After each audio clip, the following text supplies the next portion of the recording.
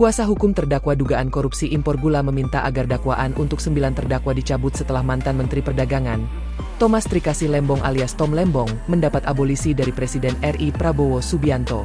Permintaan terdakwa dugaan korupsi impor gula ini disampaikan Hotman Paris, salah satu kuasa hukum korporasi yang terseret dalam kasus ini. Selain Tom Lembong, dugaan korupsi impor gula ini menyeret 9 terdakwa lainnya.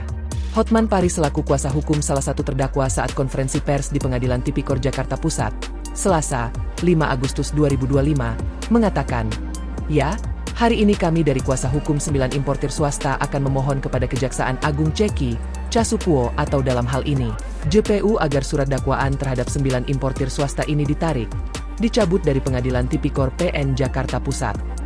Hotman juga meminta, paling tidak majelis hakim selaku pemimpin sidang menghentikan perkara ini dan mencoretnya dari daftar buku perkara, karena Tom Lembong selaku tersangka utama telah dibebaskan dari semua beban hukumnya. Dalam kepres tentang abolisi Tom Lembong jelas-jelas disebutkan menghentikan semua proses hukum dan akibat hukumnya. Proses hukum apa? Ya, kasus gula, kasus impor gula, lanjut Hotman. Hotman mengatakan, dalam dakwaan Tom Lembong selaku Mendak menugaskan sejumlah korporasi untuk melakukan importasi gula. Artinya, para korporasi dalam kasus ini merupakan pihak yang turut serta melakukan perbuatan, bukan pelaku utama.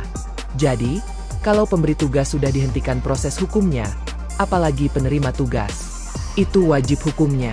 Lanjutnya, Hotman yang merupakan kuasa hukum dari Direktur PT Angels Products, Tony Wijaya, meminta agar Kejaksaan ikut menyukseskan program Prabowo yang diatur dalam Kepres nomor 18 tahun 2025 ini.